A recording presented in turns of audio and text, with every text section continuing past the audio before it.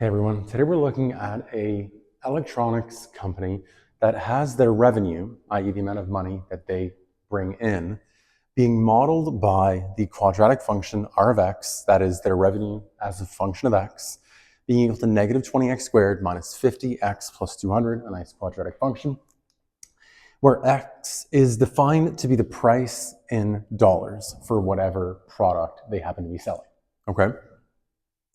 At the same time, those products have some initial cost to produce, right? And so their production cost is modeled by, again, their cost as a function of x, right? Their cost as a function of the price in dollars of the product that they're selling. So the cost for producing the product is 60x minus 10, okay? And it's a linear function.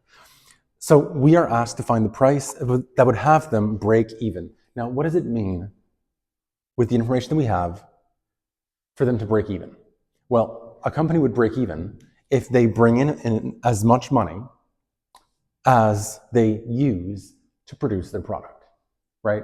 So they will break even when their revenue, the amount of money they bring in, is equal to their production cost, the amount of money that they need to invest into their product to be able to even sell them to begin with, okay? And so really what we're looking for here is the intersection points of the revenue and the cost functions.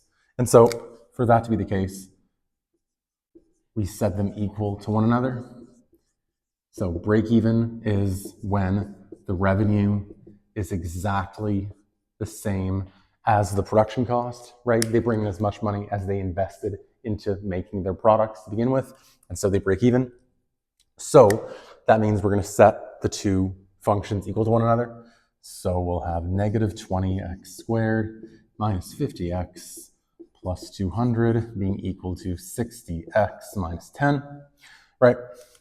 And now we're solving a quadratic equation, and so we use a similar strategy as I'm sure you've seen before. We set one side equal to 0, right? This side is clearly the easier of the two, and so let's set this side equal to 0, subtract 60x from both sides, add 10 to both sides, like so.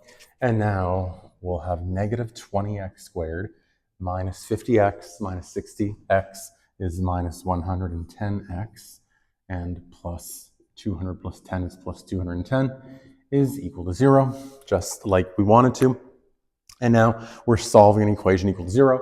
We can make our life a bit easier. The greatest common factor of 20, 110 and 210 would be 10. And so let's divide everything by negative 10 to make our life as easy as can be in this situation. So if we divide by, sorry, that's not what I want to do. I want to divide by negative 10. Apologies. We divide by negative 10 because we don't want to deal with a negative in front of the x squared. Let's make our life as easy as can be. And so let's divide again by negative 10 on both sides. If we do that, negative 20 divided by negative 10 is positive 2x squared.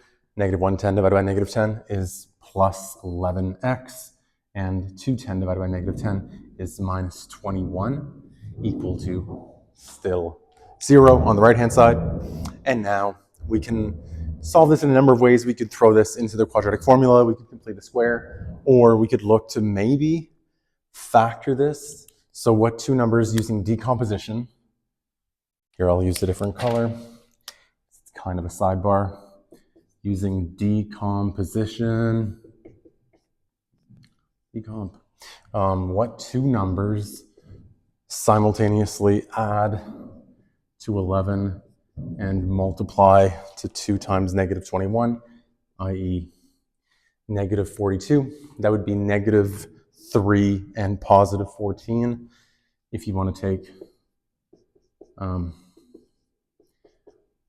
yeah, a little late to say, but if you want to take a second to figure those out on your own, feel free to pause the video. So let's use decomposition. We will break apart the middle term. So we get 2x squared plus 14x minus 3x. Again, those are interchangeable. Feel free to switch those around. You'll get the same solutions in the end. Minus 21 equals 0.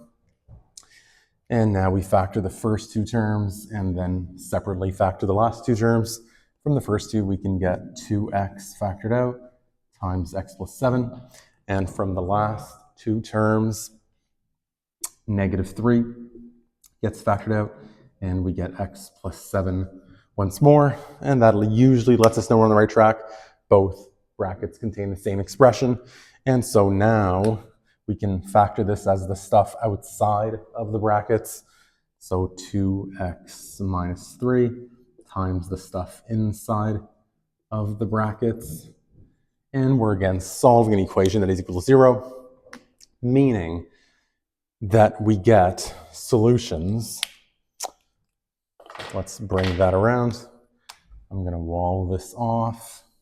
So this equation has solutions by the null factor law. Either this factor is equal to 0 or this factor is equal to 0, meaning 2x minus 3 is equal to 0 or x plus 7 is equal to 0, right? And solving these linear factors gives us solutions. X is equal to 3 over 2, meaning that x would be $1.50, or x is equal to negative 7. And looking at the context of this question, since x is defined as the price in dollars of whatever product that they are selling here, it's likely that they're not selling the product for negative $7. And so our unique solution for the break-even price, x, would be $1.50. And there we go. You could check that to make sure that R of 1.5 and C of 1.5 both end up being the same thing. 60 times 1.5 would be 90. 90 minus 10 is 80. And likely the revenue would also be 80. And so again, this company breaks even when their revenue, the amount of money they bring in, matches equally the amount of money that they invested into producing the product, their production cost function. So I hope this helps. Thanks for watching. Let me know if you guys have any other similar systems of equations problems that you'd like to see done out on video, and hope this helps.